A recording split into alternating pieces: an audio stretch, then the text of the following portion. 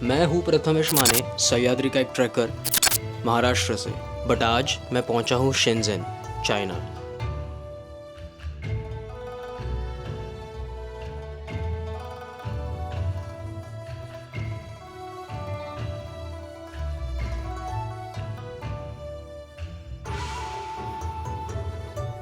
Airport के पास ही T2 पे मुझे काफ़ी सारा ट्रैफिक मिला। ट्रैफिक तो मुंबई का पार्ट ही है।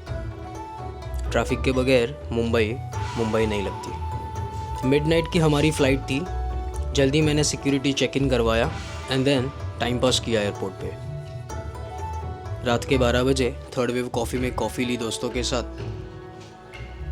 और फिर चल दिए बोर्डिंग के लिए। ये जो मेरी फ़्लाइट थी ये थी मुंबई से हांगकांग इंटरनेशनल एयरपोर्ट।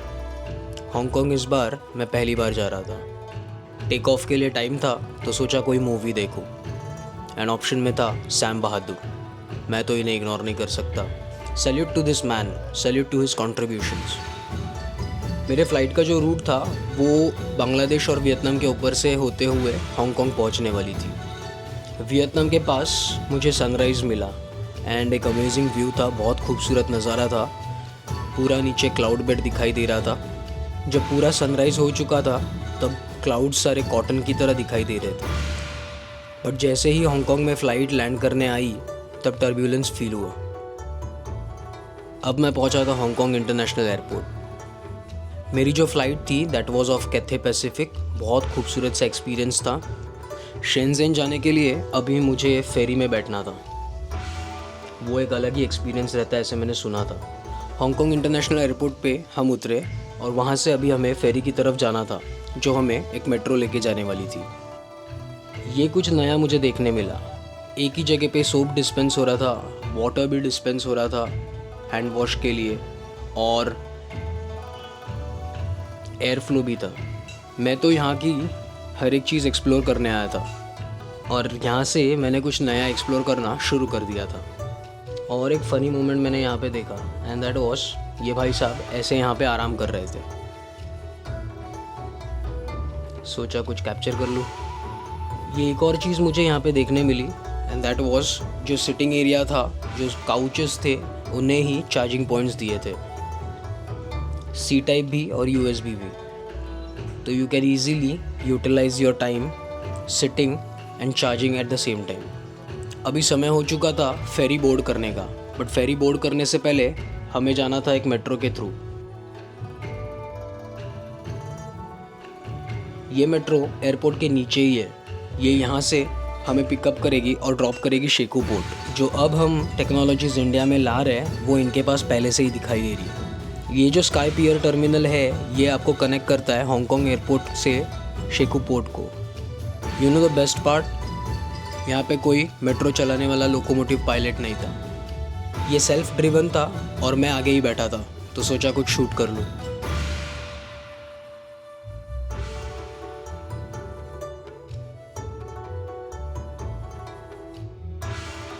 अब हम पहुंच चुके थे शेखू पोर्ट के पास। सारे बर्थ्स थे जहाँ से हमें फेरीज बोर्ड करनी थी। Now it was time for us to board the ferry. तो अब हम निकल चुके थे हमारे बोर्डिंग एरिया की तरफ जहाँ से हम फेरी में बोर्ड करेंगे। This is the docking area जहाँ पे फेरीज डॉक करती है।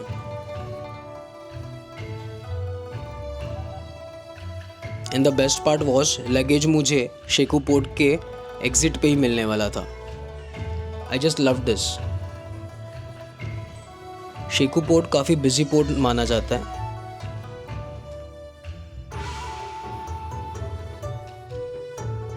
शेखू पोर्ट काफ़ी बिजीएस्ट पोर्ट माना जाता है। ये जो पोर्ट है ये नानशान डिस्ट्रिक्ट में शेंज़ेन गुआंगडोंग प्रोविंस में बसा हुआ है। शेखू पोर्ट के पास हमें यूलोंग, हांगकांग ये सारे शहर नज़र आते हैं क्योंकि ये जो शेंज़ेन बे है that is connecting Shenzhen Hong Kong through Shekou port.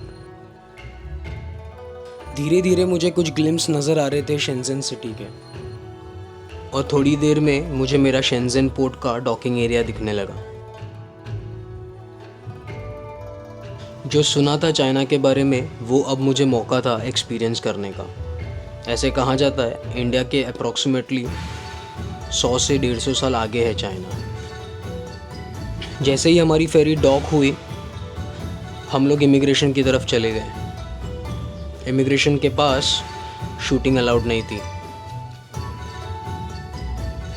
Immigration के बाद शेकू पोर्ट से हमने एग्ज़िट किया। एग्ज़िट लेने के बाद पार्किंग में हमारे लिए हमारी वैन इंतज़ार कर रही थी। वैन में लगेज रखने के बाद हम निकले हमारे होटल की तरफ। वैन में बैठने के बाद सबसे पहले तो मैं उस वैन को फील कर रहा था। The comfort, the design, that was really amazing. तब तक हमारे ड्राइवर भाई साहब ने पार्किंग चार्जेस पे कर दिए। जैसे ही पार्किंग से बाहर आया, तब एक नई दुनिया देखने मिली। जो रास्ते थे वो भी बहुत खूबसूरत थे, बहुत क्लीन थे, बहुत स्मूथ थे। रास्ते के दोनों तरफ प्रॉपर ट्री प्लांटेशन नज़र आते, and that adds up to the city's beauty. एक चीज़ मैंने नोटिस की, यहाँ पे प्रॉपरली हर एक चीज़ प्रॉपर सिस्टम के साथ चलती है। काफ़ी सारे लोग यहाँ पे बाइसिकल्स यूज़ करते हुए नज़र आए, and that was to reduce the pollution and to reduce the traffic. बाकी के अंडर डेवलप्ड और डेवलपिंग नेशंस की तरह यहाँ पे सिग्नल जंप्स पॉसिबल ही नहीं है, क्योंकि हर एक कार, हर एक व्हीकल, हर एक स्ट्रीट प्रॉपर मॉनिटरिंग और प्रॉपर सर्वेलेंस में होती है। चाइना में 10 दिन के लिए रहने के लिए आया था। जो भी मेरा एक्सपीरियंस रहा है इन 10 दिनों में, वो मैं इस व्लॉग में शेयर करूँगा। जो ऑटो ब्रांड्स हमें इंडिया में और यूएस में नज़र आते हैं, वो यहाँ पे आपको बिल्कुल भी नज़र नहीं आएंगे, बिकॉज़ ये मेक इन चाइना में ज़्यादा बिलीव करते हैं। इनके सारे ब्रांड्स यहाँ से ही बिलोंग करते हैं और यहीं पे सबसे ज़्यादा सेल आपको उनका नज़र आएगा।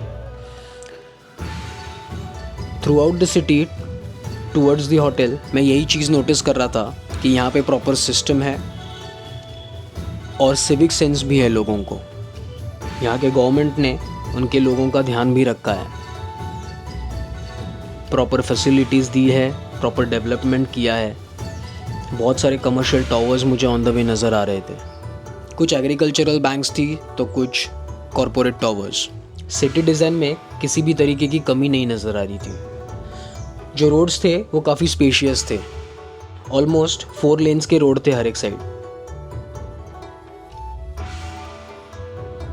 जो ट्रांसपोर्ट के लिए ज़रूरी इंफ्रास्ट्रक्चर है, उसमें प्रॉपर फिनिशिंग नज़र आ रहा था। टनल्स के स्टार्ट और एंड पे हमें प्रॉपर फिनिशिंग नज़र आ रही थी। अंदर से देखो तो भी हर एक फैसिलिटी टनल में प्रोवाइड की गई थी। जैसे ही मैंने सिटी में एंटर किया, वैसे ही मुझे काफ़ी रेसिडेंशियल टावर्स और कॉरपोरेट टावर्स नज़र आने लग गए।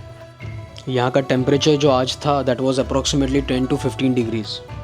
It was cold, and I guess इसीलिए यहाँ पे ग्लास का यूज़ टावर्स में ज़्यादा किया गया है। और सारे टावर्स ऑलमोस्ट एक ही कलर के वाइटिश एंड ग्रेइश डिज़ाइन में नज़र आते हैं। यहाँ के जो रोड्स है, यहाँ के जो फ्लाईओवर्स है, वो प्रॉपरली कनेक्टेड है एक दूसरे के साथ। ये सिटी जिस तरीके से डेवलपिंग है ये नज़र आ रही थी, उसी तरीके से ये प्रॉपरली डिसिप्लिन भी नज़र आ रही थी। बहुत खूबसूरत से फ्लाईओवर्स, फुटओवर ब्रिज यहाँ पे नज़र आते हैं। इम्पॉर्टेंट चीज़ ये थी कि ये सारे के सारे प्रॉपरली फिनिश्ड थे। कोई भी काम अधूरा नज़र नहीं आ रहा था। जैसे ही मैं सिटी से बाहर आके दूसरे सिटी में एंटर कर रहा था, बीच में एक फॉरेस्ट एरिया था। जिस टनल से मैं पास हो रहा था, वहाँ पे मुझे प्रॉपर फॉरेस्ट नज़र आ रहा था। It was undisturbed and that was classy. ऐसे लग नहीं रहा था कि ये डेवलप्ड एरिया है, साथ ही साथ में ऐसे लग रहा था कि मैं नेचर के थ्रू पास हो रहा हूँ। अब देख सकते हैं प्रॉपर ट्रीज़ मेंटेन रखे सफिशिएंट क्वांटिटी में, और प्रॉपर डेवलपमेंट भी हुआ है। एक प्रॉपर बैलेंस, इन शॉर्ट, मैंने नोटिस किया। And as a nature lover, ये मेरे लिए बहुत इंपॉर्टेंट चीज़ थी। यहाँ पे मुझे कहीं पे भी बैरन लैंड नज़र नहीं आया, ना डस्ट नज़र आ रहा था। तो जो अंडर कंस्ट्रक्शन टावर्स है, बिल्डिंग्स है, उन्हें प्रॉपरली ढका जाता है सो दैट डस्ट पार्टिकल्स यहाँ वहाँ पे स्प्रेड ना हो जाए। सो अब हम पहुँचे थे हमारे होटल। यहाँ पे पहुँचने के बाद लॉबी में प्रॉपर चाइनीज़ कल्चर रिफ्लेक्ट हो रहा था। यहाँ का फर्नीचर, यहाँ के प्लांट्स चाइना का कल्चर जता रहे थे। ये था मेरा रूम आने वाले 10 दिनों के लिए। काफ़ी कंफर्टेबल था, काफ़ी सफिशिएंट था फॉर अ सिंगल पर्सन। हर रात मैं अपने दोस्तों के साथ खाना खाने के बाद टहलने निकलता था। ये जो सामने ब्रिज नज़र आ रहा है, ये बुलेट ट्रेन का ब्रिज है। टाइम पास के लिए कुछ चीज़ें एक्सप्लोर कर रहा था। साथ ही साथ में पास में हमारे एक ग्रॉसरी स्टोर्स था जो काफ़ी बड़ा था। कुछ ख़रीदा तो नहीं, क्योंकि हर एक फूड आइटम में कहीं ना कहीं पे नॉनवेज रिफ्लेक्ट होता है। बस ऐसे ही घूम रहे थे, टहल रहे थे।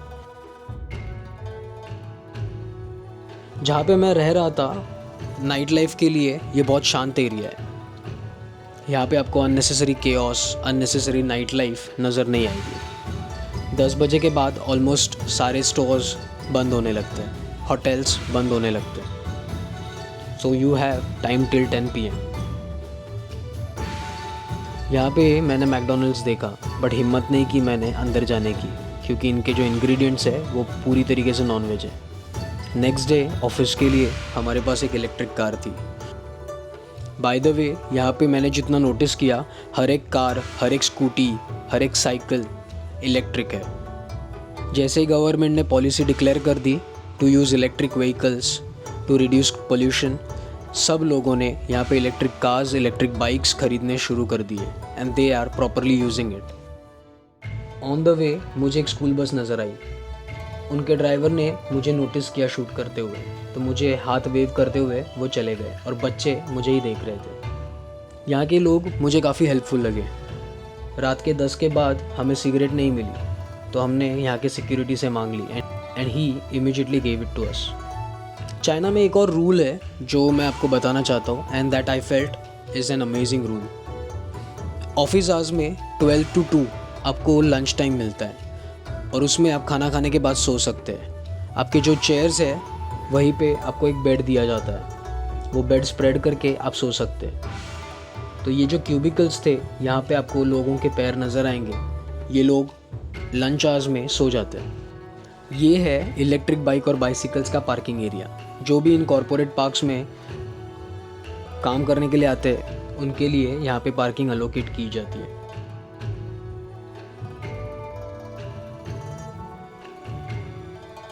ऑफिस आवर्स के बाद, मीटिंग्स के बाद जब हम होटल की तरफ जाते थे, तब यहाँ की नाइट लाइफ ही अलग नज़र आती थी। क्राउड कम रहता था, ट्रैफिक कम होती थी, साथ ही साथ में जो टेम्परेचर था वो अप्रॉक्सीमेटली 10 to 15 डिग्रीज था। कोल्ड वेदर रहता था। इंडिया में रोड पे काफ़ी हॉकिंग सुनाई देती है, केओस सुनाई देता है, ट्रैफिक होता है, बट ये जो मेरा एक्सपीरियंस था ये कम्प्लीटली अपोजिट था। इंडिया में हमें स्टारबक्स कॉमनली नज़र आता है। यहाँ पे स्टारबक्स आपको बहुत कम नज़र आएगा। कॉमनली नज़र आएगा लकिन कैफ़े, एंड लकीली मेरे चाइनीज़ फ्रेंड ने मुझे ये सजेस्ट किया था।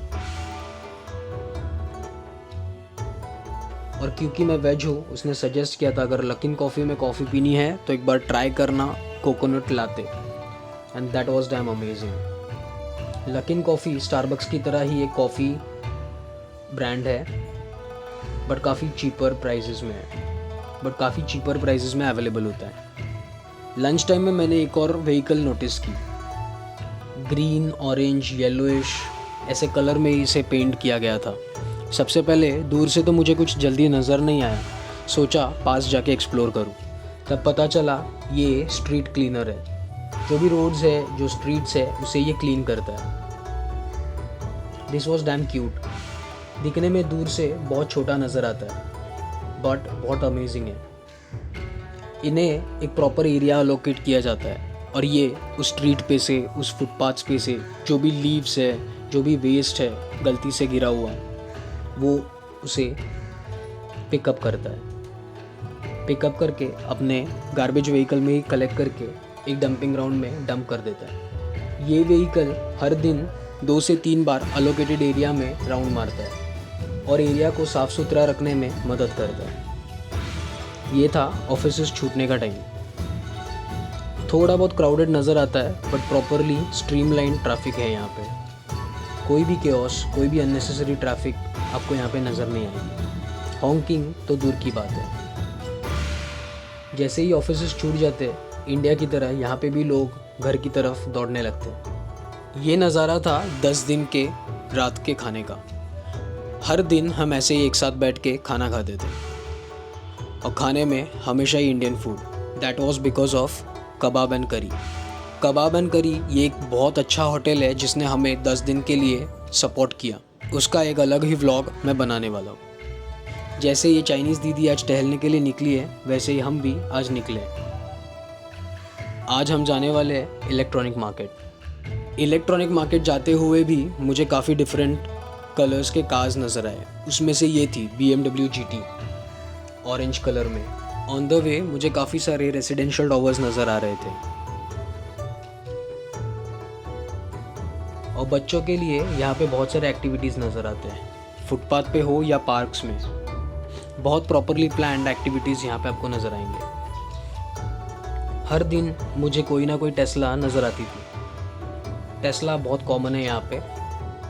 टेस्ला आने के बाद बहुत सारी टेक्नोलॉजी इन्होंने चुरा के खुद ही इलेक्ट्रॉनिक व्हीकल्स डेवलप की है, जैसे कि BYD टेस्ला के टेक्नोलॉजी से ही बनी हुई एक कंपनी है जो काफ़ी कॉमनली यहाँ पे नज़र आती है। It is like India's Maruti Suzuki. ये है BYD के व्हीकल्स जो कैब्स में यूज़ किए जाते हैं। कैब्स में तो आपको नज़र आएंगे ही आएंगे, साथ ही साथ में आपको सिविलियंस के पास भी BYD नज़र आएगी। BYD के जो डिज़ाइंस है काफ़ी स्लीक है, बहुत ब्यूटीफुल है। I don't know about the quality, but design wise it is aesthetically superior. Electronic city जाने के टाइम पे काफ़ी सारे खूबसूरत टावर्स नज़र आ रहे थे। ये बैंक्स और कॉरपोरेट पार्क्स थे। इलेक्ट्रॉनिक सिटी बसा है हुकाइंग नॉर्थ स्टेशन के पास, जो एक मेट्रो स्टेशन है। इस इलाके का नाम है हुकाइंग। ये है इलेक्ट्रॉनिक सिटी का एंट्रेंस। प्लान तो कुछ नहीं था शॉपिंग करने का, बट सोचा बहुत लोगों ने सजेस्ट किया था तो एक्सप्लोर करूं। जैसे ही अंदर चले गया वैसे पता चल गया कि ये ग्रे मार्केट है। यहाँ पे सारी चीज़ें आपको मिलेगी विद प्रॉपर डिस्काउंट अगर आप नेगोशिएट करने के काबिल हो। यहाँ पे मैंने DJI का स्टोर देखा, बट कोई फ़ायदा नहीं था क्योंकि ऑलमोस्ट सब कुछ मैंने ख़रीद लिया था। DJI pocket, DJI drone, I already had it. First floor के ऊपर जाते ही देखा, नोटिस किया सारे कंप्यूटर के एक्सेसरीज़ यहाँ पे मिलते हैं। वापस नीचे आया, यहाँ पे iWatch, iPad, बहुत सारी चीज़ें हैं, बहुत सारे इलेक्ट्रॉनिक गैजेट्स आपको मिलेंगे, but quality wise we really don't know. Secondly negotiate करना आना चाहिए, तो काफ़ी सस्ते में आप यहाँ पे शॉपिंग कर सकते हो, अदरवाइज़ ये भी लूट लेते हैं। ऑलमोस्ट 1-1.5 घंटे के बाद इलेक्ट्रॉनिक सिटी से मैं निकल गया। वापस नज़र आया लकिन कॉफ़ी, बट समय हो चुका था लंच का, इसीलिए लकिन कॉफ़ी में जाके कोकोनट लाते मैंने ट्राई नहीं किया, नहीं तो मन तो बहुत था। हर एक स्ट्रीट पे प्रॉपर ब्यूटिफिकेशन किया गया, फ्लावरिंग प्लांट्स, और टेम्परेचर काफ़ी ठंडा था तो शायद ये फूल खिले थे। इस सिटी का नज़ारा ही कुछ और था, बहुत अलग था, बहुत क्लीन था, इम्प्रेसिव था। इलेक्ट्रॉनिक मार्केट से बाहर आने के बाद हम चले गए एक मॉल के अंदर। इस मॉल में एक रेस्टोरेंट है जहाँ पे हमें लेके गए। हम आज का लंच था वो यहाँ पे करने वाले थे। This was Hayako barbecue.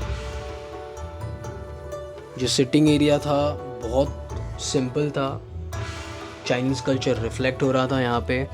जो एम्बियंस था दैट वाज आल्सो ब्यूटीफुल। इस हयाको बारबेक्यू में एक सिस्टम है, यहाँ पे जो सामने रखे हुए चीज़ें हैं खाने के लिए, इन्हें आप थोड़ा थोड़ा अपने प्लेट में पिकअप कर लो। और पता नहीं सामने क्या रखा था, मैंने किसी भी चीज़ को हाथ नहीं लगाया। डेजर्ट्स दिखे बट वो एंड में, मेन कोर्स तो मुझे कुछ समझ में ही नहीं आ रहा था। ये सारे के सारे रॉ मटेरियल्स आप अपने प्लेट में इकट्ठा कर लो जो आपको पसंद है, जैसे ये मेरे दोस्त कर रहे थे। उन्हीं के बाजू में डेजर्ट्स भी थे, मसाले भी थे, स्पाइसेस थे, सॉसेस थे, जो आपको अपने टेबल पे इकट्ठा करके लेके जाने थे एक प्लेट में लेके। इन प्लेट्स में सारा रॉ फूड रखा था। अभी सवाल ये था ये खाना कैसे है। तभी पता चला ये जो आंटी आई ये एक आते वक्त एक वेसल लेके आ गई जिसमें एक पार्टीशन था और पार्टीशन के दोनों तरफ वेज और नॉन वेज लिक्विड्स थे। आई रियली डोंट नो क्या थे, बट बाद में पता चला कि जो वेसल जहाँ पे रखा था वहाँ पे इंडक्शन था, तो दैट विल स्टार्ट बॉइलिंग और उसी में इन सारे रॉ मटेरियल्स को बॉईल करना था। मेरे दोस्तों ने तो शुरू कर दिया। सामने मेरे चाइनीज़ फ्रेंड ने बारबेक्यू चालू कर दिया। इस बारबेक्यू में रॉ मीट को पकाया जाता है, तो अभी फ़िलहाल रॉ फिश को वो पका रहा था। यहाँ पे बारबेक्यू और वहाँ पे इंडक्शन, ये टेबल पे ही ये फैसिलिटी दी गई है। इसने कुछ खाया तो सही, कैमरा के सामने तो खुशी बता रहा था, बट इमीडिएटली एक्सप्रेशन चेंज हो गए। पता नहीं क्या खाया था और एक्सप्रेशन से पता चल रहा था क्यों खाया था। मेरे सामने वाले चीनी भाई ने तो इतना खाया कि उसको देख के मुझे पसीना आया। पहले फ़िश, फिर श्रिम्प्स। भाई साहब, इनका एपेटाइट बहुत होता है। इन दी एंड मुझे जाके पता चला कि यहाँ पे फ्रूट्स भी रखे थे अदर साइड। इमीडिएटली मैंने स्ट्रॉबेरीज ग्रैब किए, कुछ फ्रूट्स लिए, क्योंकि पूरा मेन कोर्स मेरे लिए नहीं था। इसमें से सिर्फ मैंने फ्रूट्स खाए और वहाँ से निकला। हया को बारबेक्यू को बाय बाय करने के बाद अब हम निकल चुके थे स्ट्रीट के दूसरी तरफ। इस रोड क्रॉसिंग के बाद शेंजन सेंट्रल पार्क था। सेंट्रल पार्क के पहले मुझे एक मोनोपॉड दिखा। भाई साहब बहुत एंजॉय कर रहे थे, मन तो किया मैं भी एक खरीद लूँ। अब पहुँचे थे शेंजन सेंट्रल पार्क। बहुत बड़ा पार्क एरिया है ये, प्रॉपर पार्किंग, प्रॉपर फैसिलिटीज़ के साथ लोगों का ध्यान रखा गया है इस सिटी में। इन बच्चों के साइकिल्स भी देखने लायक थे। जैसे ही हम सेंट्रल पार्क में पहुंचे, वहाँ पे मैंने एक नोटिस किया, यहाँ पे बच्चों के लिए प्रॉपर एक्टिविटीज़ के लिए एक स्पेस दिया गया है, जहाँ पे फैमिलीज़ आके अपने अपने टेंट्स लगाते हैं and then they spend the whole day. जो टेंट जोन है, जहाँ पे टेंट्स बसाए हैं, उसके अपोजिट में एक एरिया है जहाँ पे एक्टिविटीज़ किए जाते हैं, और उन एक्टिविटीज़ में ड्राइंग, सिंगिंग, ये सारे एक्टिविटीज़ कवर किए गए। मुझे ये बहुत पसंद आया। आई थिंक ये इंडिया में भी होना चाहिए, बट इसे पॉजिटिवली लेना चाहिए। बच्चों के इंटरेस्ट वाली हर एक चीज़ के ऊपर प्रॉपर इंटरेस्ट गवर्नमेंट ने दिखाया है। पार्क्स है तो टेंट्स बना सकते हो, you can spend whole day यहाँ पे फैमिली के साथ, साइकिलिंग कर सकते हो, बच्चों के साथ खेल सकते हो, एक प्रॉपर टाइम आप अपने फैमिली के साथ बिता सकते हो। अब हम जाने वाले थे सेंट्रल पार्क के अपोजिट एरिया में, बट ये जो एरिया था ये बहुत सारे डेंस फॉरेस्ट की तरह था। अब समय हो चुका था हमारे रूम पे जाने का, क्योंकि कुछ काम पेंडिंग थे, कुछ प्लान्ड एक्टिविटीज़ थी वो करनी थी। तो हमारी चाइनीज़ कलीग ने हमारे लिए कैब बुक कर दी, जो हमें हमारे होटल की तरफ लेके जाने वाली थी। यहाँ पे वीचैट के हेल्प से ही सारे बुकिंग्स किए जाते हैं, ओला उबर कुछ भी नहीं मिलेगा। इन शॉर्ट, सिटी बहुत प्लान्ड है, बहुत खूबसूरत है, प्रॉपरली मेंटेन्ड है। यहाँ पे आपको कोई गुटखा चबाने वाले लोग नहीं मिलेंगे, जिस वजह से footpath, road, street properly clean और मेंटेन नज़र आएंगे। यहाँ पे इलेक्ट्रॉनिक स्कूटीज़ और बाइक्स को ज़्यादा प्रेफरेंस दिया है, तो पोल्यूशन भी आपको नज़र नहीं आएगा। और इन स्कूटीज़ को चलाने के लिए एक स्पेसिफिक एरिया दिया है, वहीं से वो चलाएंगे, वो आपको 4 व्हीलर की लेन में कभी नज़र नहीं आएंगे। यहाँ पे पार्क्स को भी कंपाउंड नहीं है, it is open, but proper rules follow किए जाते हैं, प्रॉपर सिक्योरिटी है। तो अगर आपके बच्चे भी हैं तो भी वो सेफ़ एरिया में खेल रहे हैं, ये आपको कॉन्फिडेंस होता है। ज़्यादा कुछ मैंने एक्सप्लोर नहीं किया इस सिटी के बारे में, बट जितना एक्सप्लोर किया I was really happy to have this experience. एक प्रॉपर डेवलपिंग सिटी, एक प्रॉपर पॉलिसीज़ के साथ किस तरीके से लाइफस्टाइल चेंज करती है लोगों का, ये परफेक्ट एग्जाम्पल है। शेंजन एक ज़माने में फिशरीज़ का गांव था। All of a sudden with government policies, because of the dictatorship, इस सिटी को कम्प्लीटली चेंज कर दिया। इस सिटी का लुक कम्प्लीटली चेंज कर दिया। यहाँ के लोगों की लाइफस्टाइल चेंज कर दी। जो पहले फिशरीज़ में एक काम करते थे, वो सब अब कॉरपोरेट में या खुद के बिजनेसेस में कन्वर्ट हो चुके हैं। उनके लाइफ में भी एक प्रॉपर डेवलपमेंट आ गया है। पूरे व्लॉग में आपको ऐसे बिल्कुल भी लगा नहीं होगा ये एक ज़माने में मछुआरों का गांव था। तो ये था मेरा लास्ट डे चाइना में, शेंज़ेन में। एंड अब प्लान था इंडिया वापस जाने का। चेकआउट करने के बाद सबसे पहले मेरे लिए कैब आई थी, उसमें बैठा, लगेज रखा and I left for Shekou port. On the way हमेशा की तरह काफ़ी सारे टेस्लास मुझे नज़र आए। वही सेम रूट, वही सेम डेवलपिंग सिटी। बहुत खूबसूरत एक्सपीरियंस रहा है यहाँ पे 10 दिनों का। खाने के मामले में इंडियन फूड यहाँ पे बिल्कुल भी मिलता नहीं है जल्दी इतनी आसानी से, but yes there are some good options. वो गुड ऑप्शंस में से एक ऑप्शन जो मैंने एक्सप्लोर किया, जो मैंने हर दिन वहाँ से खाना मंगा के खाया है, वो मेरे नेक्स्ट व्लॉग में आपको देखने मिलेगा। एक ज़माने में खुद के खाने के लिए उसने वो होटल स्टार्ट किया था, बट आज उसके 7 होटल्स है और वो सारे डिटेल्स मैं नेक्स्ट व्लॉग में शेयर करूँगा। मैं चाहता हूँ जो भी इंडियंस यहाँ पे आए उस चीज़ का बेनिफिट उठाए। अब मैं पहुँचा था हांगकांग इंटरनेशनल एयरपोर्ट। काफ़ी जल्दी आया था तो टाइम पास किया। उसके बाद डॉक पे मेरी फेरी लग गई। वापस उसी तरीके से मुझे शेकू पोर्ट से हांगकांग एयरपोर्ट जाना था। ये फेरी जैसे ही डॉक हुई, एक आधे घंटे के बाद बोर्डिंग स्टार्ट हुआ। We started to board. शाम का समय था तो एक प्रॉपर सनसेट नज़र आ रहा था ग्लास विंडोज़ से। मेरा जो फ़्लाइट गेट था वहाँ पे जाने के लिए मुझे मेट्रो की ज़रूरत थी। मेट्रो बोर्ड करने के बाद मैं पहुँचा था Hong Kong international airport and then I was happy. 10 दिन का मेरा चाइना का एक्सपीरियंस बहुत अच्छा था। अब वापस रूटीन लाइफ स्टार्ट होने वाली थी। तो मिलते हैं नेक्स्ट व्लॉग के साथ, जो मैंने बनाया है इंडियन होटल पे जो बसा है शेंज़ेन में और शेंज़ेन के आसपास। उस होटल का नाम है कबाब एंड करी। उसके सारे डिटेल्स, उसकी फूड क्वालिटी के रिव्यूज़, वो सब कुछ मैं उस व्लॉग में बताऊंगा। अगर आपने मेरे इस चैनल को सब्सक्राइब नहीं किया होगा तो प्लीज़ सब्सक्राइब कीजिए। बहुत अमेजिंग एक्सपीरियंसेस जो मैंने लिए हैं वो मैं इस चैनल पे बताऊंगा। तो मिलते हैं नेक्स्ट व्लॉग के साथ जल्दी ही। तब तक के लिए हमेशा की तरह जय भवानी, जय शिवराय।